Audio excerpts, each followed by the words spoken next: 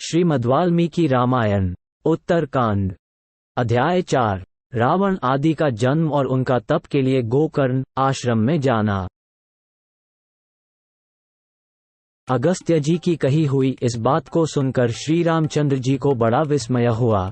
उन्होंने मन ही मन सोचा, राक्षस कुल की उत्पत्ति तो मुनिव विश्रवा से ही मानी जाती है। यदि उनसे भी पहले लंकोपुरी में राक्षस रहते थे तो उनकी उत्पत्ति किस प्रकार हुई थी। इस प्रकार आश्चर्य होने के अनंतर सिर हिलाकर श्री रामचंद्र जी ने त्रिविध अग्नियों के समान तेजस्वी शरीर वाले अगस्त्य जी की ओर बारंबार देखा और मुस्कराकर पूछा, भगवान, कुबेर और रावण से पहले भी यह लंकापुरी मांसभक्षी राक्षसों के अधिकार में थी। यह आपके मुंह से सुनकर मुझे बड़ा विस्मय हुआ है। हमने तो यही सुन रखा है कि राक्षसों की उत्पत्ति पुलस्त्य जी के कुल से हुई है, किंतु इस समय आपने किसी दूसरे के कुल से भी राक्षसों के प्रादुर्भाव की बात कही है। क्या वे पहले के राक्षस रावण, कुंभकर्ण, प्रहस्त, विकट तथा रावण पुत्रों से भी बढ़कर बलवान थे? ब्रह्मा, उनका पूर्वज कौन था और उस उत्कट बलशाली पुरुष का नाम क्या था? भगवान विष्णु ने उन राक्षसों का कौन सा अपराध पाकर किस तरह उन्हें लंका से मार भगाया? निष्पाप महर्षे, ये सब बातें आप मुझे विस्तार से बताइए। इनके लिए मेरे मन में बड़ा कौतूहल है। जैसे सूर्यदेव अंधकार को दूर करते हैं, उसी तरह आप मेरे इस कौतूहल का निवारण कीजिए। श्री रघुनाथ जी की वह सुंदर वाणी पद संस्कार, वाक्य संस्कार और अर्थ संस्कार से अलंकृत थी। उसे सुनकर अगस्त्य जी को ये सोचकर विस्मय हुआ कि ये सर्वज्ञ होकर भी मुझसे अनजान की भांति पूछ रहे हैं। तत्पश्चात उन्होंने श्री राम से कहा, रघुनंदना, जल से प्रकट हुए कमल से उत्पन्न प्रजापति ब्रह्मा जी ने पूर्व काल में समुद्रगत जल की सृष्टि करके उसकी रक्षा के लिए अनेक प्रकार के जल जंतुओं को उत्पन्न किया। वे जंतु भूख प्यास के भय से पीड़ित हो। अब हम क्या करें? ऐसी बातें करते हुए अपने जन्मदाता ब्रह्मा जी के पास विनीत भाव से गए।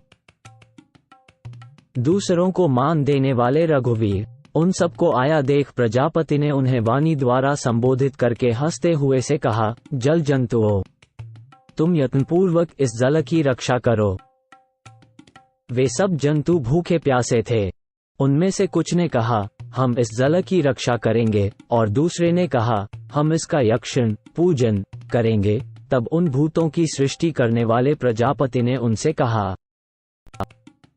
तुम में से जिन लोगों ने रक्षा करने की बात कही है, वे राक्षस नाम से प्रसिद्ध हों, और जिन्होंने यक्षण पूजन करना स्वीकार किया है, वे लोग यक्ष नाम से ही विख्यात हों। इस प्रकार वे जीव राक्षस और यक्ष इन दो जातियों में विभक्त हो गए। उन राक्षसों में हेती और प्रहेती नाम वाले दो भाई थे, जो समस्त राक्षसों के अधिपति थे। शत्रुओं का दमन करने में समर्थ वे दोनों वीर मधु और कैटभ के समान शक्तिशाली थे। उनमें प्रहेती धर्मात्मा था, अतः वह तत्काल तपोवन में जाकर तपस्या करने लगा। परंतु हेती ने विवाह के लिए बड़ा प्रयत्न किया। वो अमेय आत्मबल से संपन्न और बड़ा बुद्धिमान था। उसने स्वयं ही याचना करके काल की कुमारी भगिनी भया के साथ विवाह किया। भया बड़ी भयानक थी। राक्षस राज हेती ने भया के गर्भ से एक पुत्र को उत्पन्न किया, जो विद्युतकेश के नाम से प्रसिद्ध था। उसे जन्म देकर हेती पुत्रवानों में श्रेष्ठ समझा जाने लगा। हेती पुत्र विद्युतकेश दीप्तिमान सूर्य के समान प्रकाशित होता था।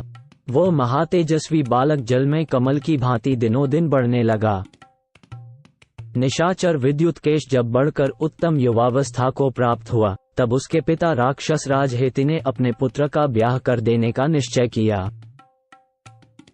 राक्षस राज शिरोमणि हेती ने अपने पुत्र को ब्याहने के लिए संध्या की पुत्री का, जो प्रभाव में अपनी माता संध्या के ही समान थी, वरण किया।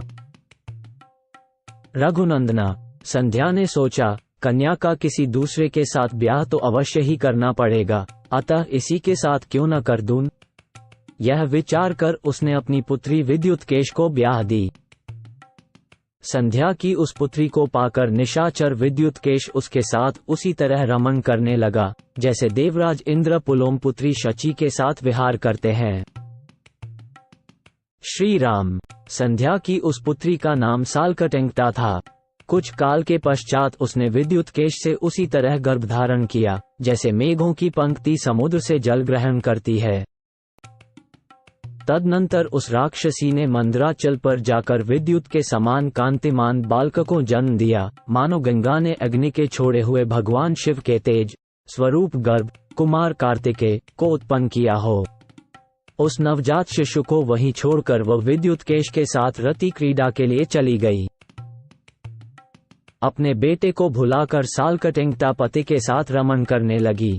उधर उसका छोड़ा हुआ वो नवजात शिशु मेघ की गंभीर गर्जन के समान शब्द करने लगा। उसके शरीर की कांति शरत काल के सूर्य की भांति उद्भासित होती थी। माता का छोड़ा हुआ वो शिशु स्वयं ही अपनी मुट्ठी मुंह में डालकर धीरे धीरे रोने लगा।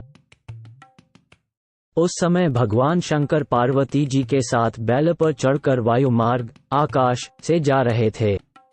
उन्होंने उस बालक के रोने की आवाज सुनी।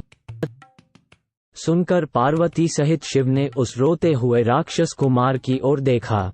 उसकी दयनीय अवस्था पर दृष्टिपात करके माता पार्वती के हृदय में करुणा का स्रोत उमड़ उठा और उनकी प्रेरणा से त्रिपुरसूदन भगवान शिव ने उस राक्षस बालक को उसकी माता की अवस्था के समान ही नौजवान बना दिया। इतना ही नहीं, पार्वती जी का प्रिय करने की इच्छा से अविनाशी एवं निर्विकार भगवान महादेव ने उस बालक को अमर बनाकर उसके रहने के लिए एक आकाशचारी नगराकार विमान दे दिया। राजकुमार। तत्पश्चात पार्वती जी ने भी यह वरदान दिया कि आज से राक्षसियां जल्दी ही गर्भ धारण करेगी, फिर शीघ्र ही उसका प्रसव करेगी और उनका पैदा किया हुआ बालक तत्काल बढ़कर माता के ही समान अवस्था का हो जाएगा। विद्युतकेश का वो पुत्र सुकेश के नाम से प्रसिद्ध हुआ।